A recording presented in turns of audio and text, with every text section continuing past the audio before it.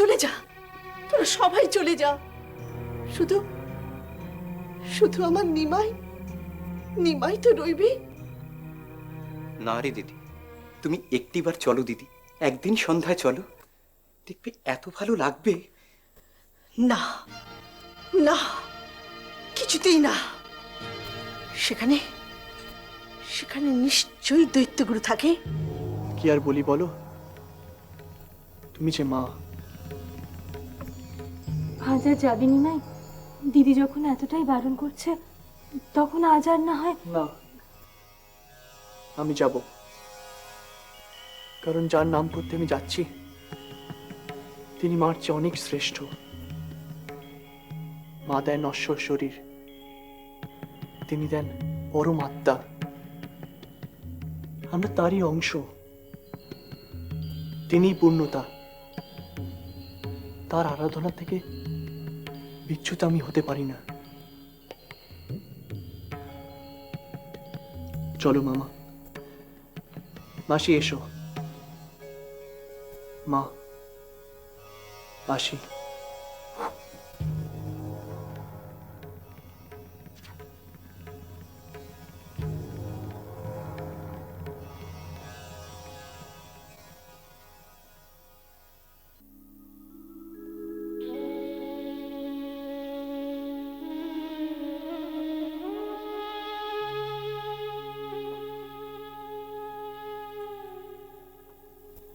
দিদি, এবারে তুমি নিমাইয়ের বিয়েটা দাও দিদি। দিদি, দিদি,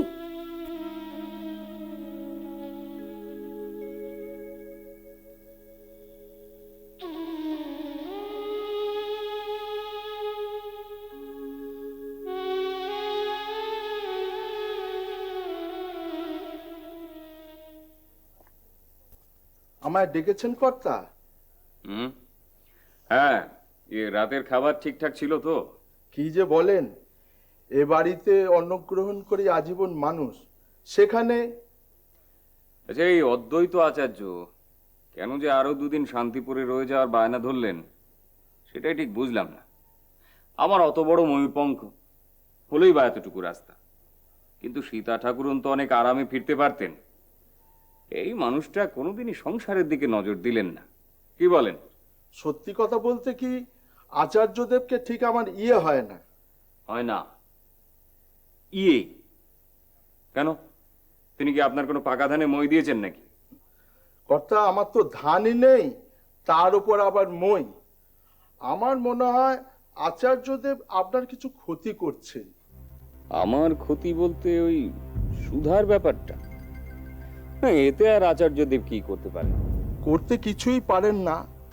এরকম ঘোরালো পেঁচালো কথা, ওই রকম চোখের দৃষ্টি, তার উপরে এমন জ্ঞান, আর ওই জুটেছে এক নিমাই।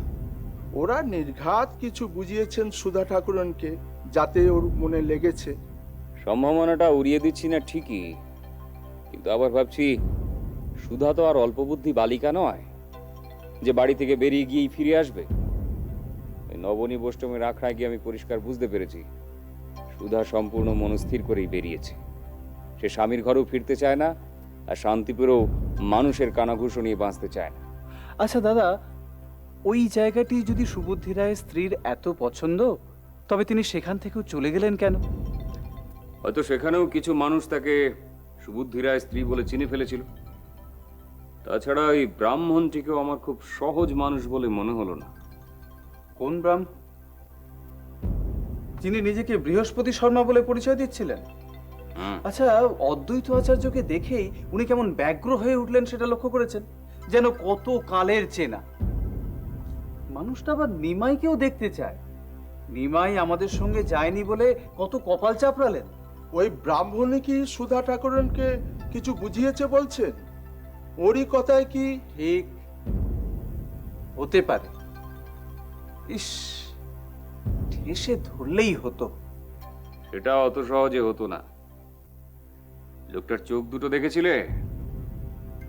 সেটা অত সহজে হতো না। ব্রাহ্মণ মানুষ, কিন্তু যোদ্ধা চেহারা। তাছাড়া অদ্বৈত আচার্যকে অন্যত্র ডেকে নিয়ে গিয়ে লোকটা কি বোঝালো, তারপরেই পরিবেশটা বদলে গেল। আচার্য ভেঙে কিছু বললেন না, তাই বোঝা গেল না কিছুই। তাহলে আমার মাথায় একটা সন্দেহ ক্রমশই বড় হয়ে উঠছে মুকুন্দ। সন্দেহ? লোকটাকে ঘিরে চিনতে পারছেন নাকি? না, চিনতে পারছি না, কিন্তু আন্দাজ করছি এই লোকটাই ফেরারি বিপ্লবী প্রভাকর মিশ্র। আনন্দী মা, আনন্দী, আচ্ছা তোমার ঘরের দুয়ারে ওই কদম তলায় এ তুমি কাকে শুইয়ে রেখেছো? এই তো মিশ্র ঠাকুর, তা তুমি গেছিলে কোথায়? আরে রোজ যেমন আমি প্রতিহারীর বাড়িতে ফুল তুলতে যাই, তেমনই গিয়েছিলাম। তো ঘরে ফেরার সময় দেখতে পেলাম ওই কদম তলায় ও শুয়ে রয়েছে। ওকে জিজ্ঞেস করে আমি সব কথা জানতে পারলাম। তুমি ওকে চেনো নাকি মিশ্র ঠাকুর? আরে ও তো সুধা, আরে গৌড়ের অধিকারী সুবুদ্ধি রায়ের বড় তরফ। ওর অমন দশা হলো কি করে ঠাকুর? দৈব, দৈব ছাড়া আর কি বলতে পারি বলো? আমি সুধাকে বুঝিয়ে বললাম, সুধা, আগে তুমি সুস্থ হয়ে ওঠো, আর যা ঘটনা ঘটেছে সেটাকে দিবা স্বপ্ন মনে করে সব কথা ভুলে যাও। আচ্ছা আনন্দিমা, একটা শুদ্ধ বস্ত্র আর একটু দুধ ওকে দিয়ে এসো তো। নবনী, জগদীশকে একবার ডেকে আনো, যাও। ওর তো এখনো ঘুম ভাঙার সময় হয়নি ঠাকুর। সূর্যিদেব মাথার উপর না চললে। আচ্ছা, তোমাদের প্রশ্রয়ে আমার অমন শিশুটি তো উচ্ছন্নে যাবে। হ্যাঁ, আচ্ছা আমি কি অন্যায় করেছি বলো তো দেখি? হ্যাঁ নবনী, তুমি একবার জগদীশকে ডেকে আনো। আমি আবার গিয়ে দেখি ও যদি সুস্থ হয়ে ওঠে, ওকে একবার তাওয়ায় নিয়ে আসি।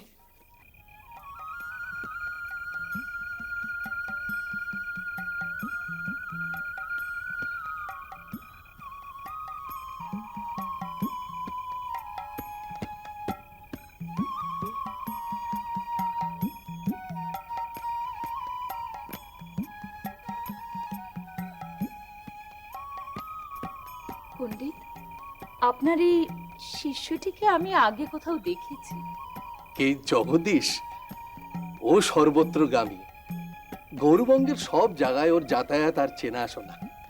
হয়তো তোমার রাজমহলের প্রাসাদে। না গুরুদেব, আমি কোনোদিন সুবুদ্ধি রায়ের প্রাসাদে যাইনি। আরে আমরা দুজনে তো আলাদা হয়ে গিয়েছিলাম। রাস্তায় রাতের জঙ্গলে আমরা দুজন দুদিকে। কি করিতকর্মা ছেলে দেখো, আমাকে নবদ্বীপে খুঁজে বেড়াতে গিয়ে ওখানে গেড়ে বসলো। কেন না, নিমাই পণ্ডিত বলে একজন কিশোর ব্রাহ্মণের তর্ক সভা শুনবে। ভাবো কি বিপ্লবী! হ্যাঁ, সেই তর্ক সভা আপনি শুনতে পাননি, সেই জন্যই আপনারা তো ক্ষোভ, আমি জানি গুরুদেব। নিমাই পণ্ডিত মানে নবদ্বীপের নিমাই, অদ্বৈত আচার্যের ছাত্র, গৌরবর্ণ সুদর্শন। ঠিক ঠিক, জ্বলন্ত সূর্যের মতো তার রূপ, কিন্তু কিন্তু আপনি তাকে চিনলেন কি করে? তিনি তো কোনোদিন গৌড়ে এসেছেন বলে শুনিনি। নিমাই, তাকে ছেড়েই তো এলাম।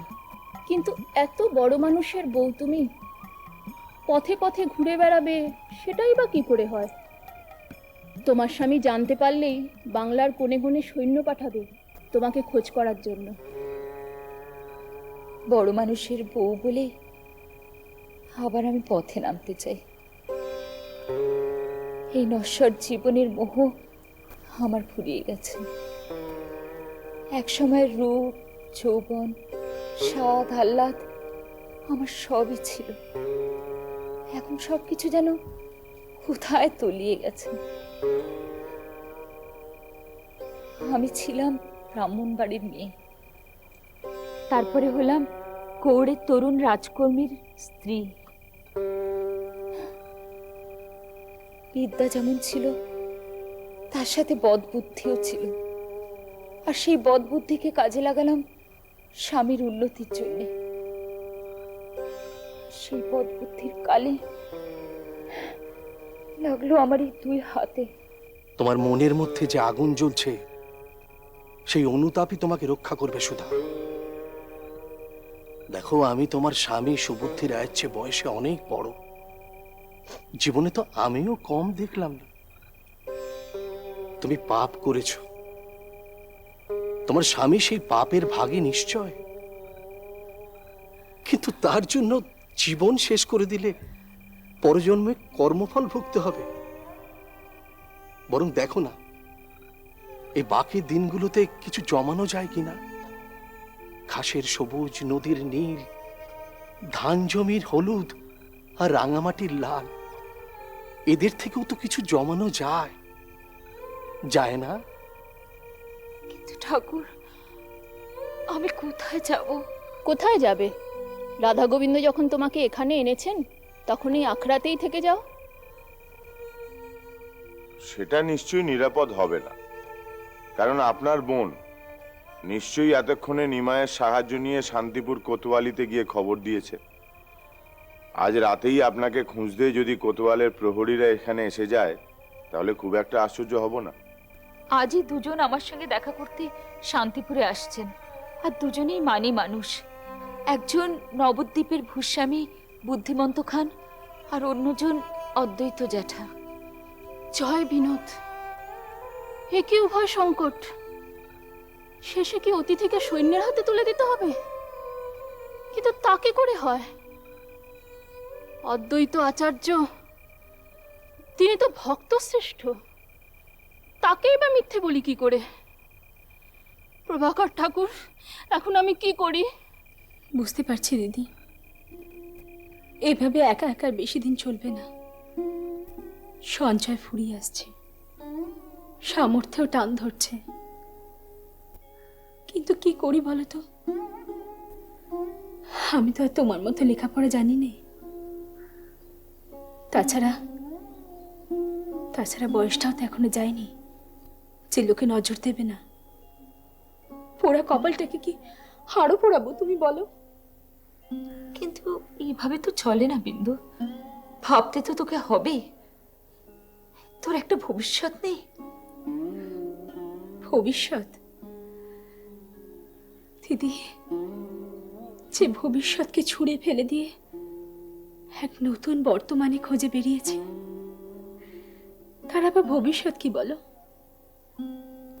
আমার ভূত ভবিষ্যৎ সব তো ওই একজন, ওই যে যিনি হাসি মুখে মুরলি নিয়ে দাঁড়িয়ে আছেন।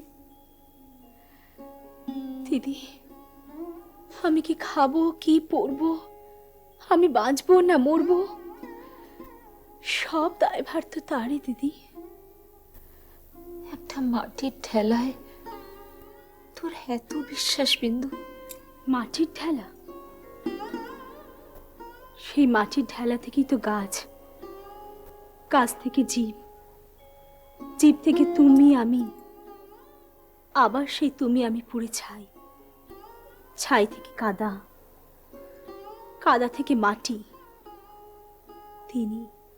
সর্বত্র তিনি, সচ্চিদানন্দ সর্বত্র।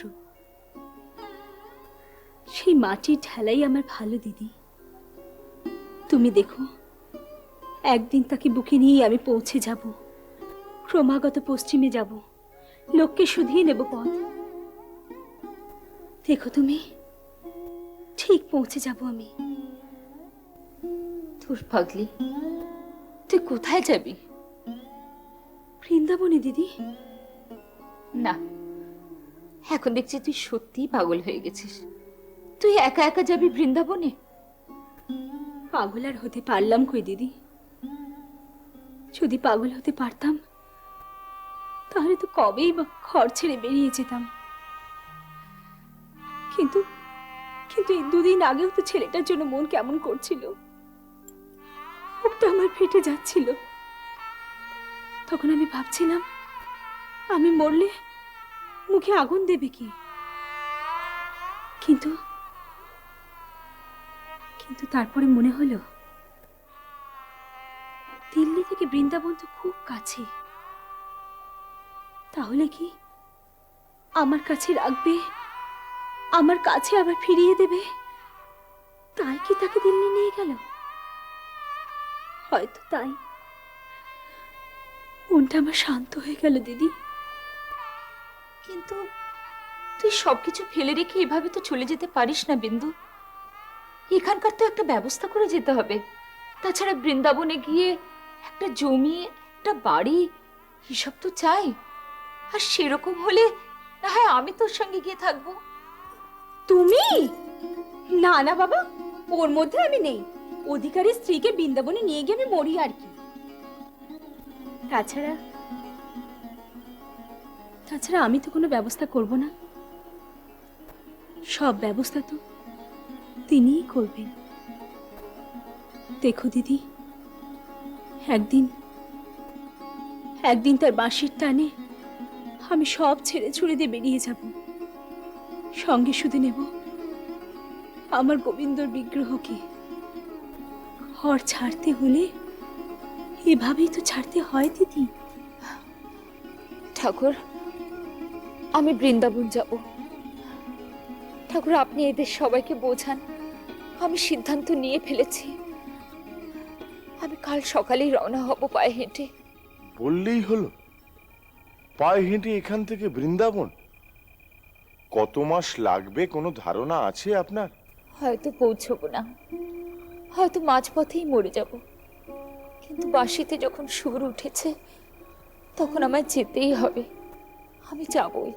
ওমা, একে সর্বক্ষেপী গো, এই বললো এই যাব। সে কি, আপনি কি এই রাতেই যাবেন নাকি?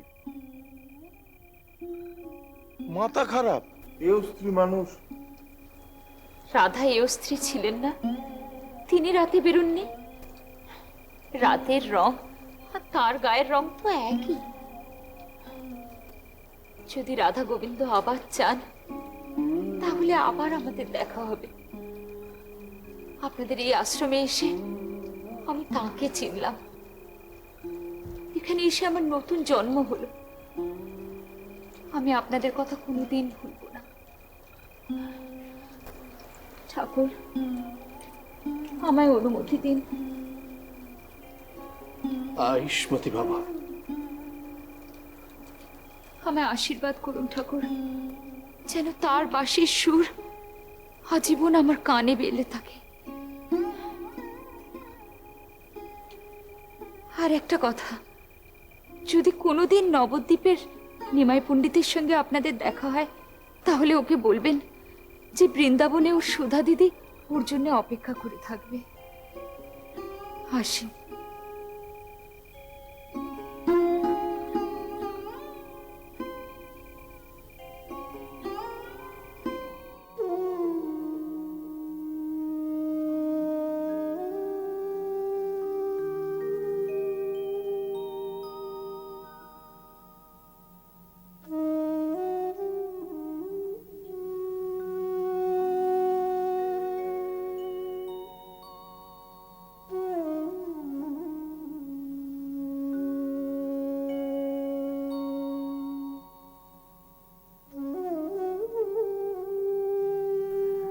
নিমাই দাদা,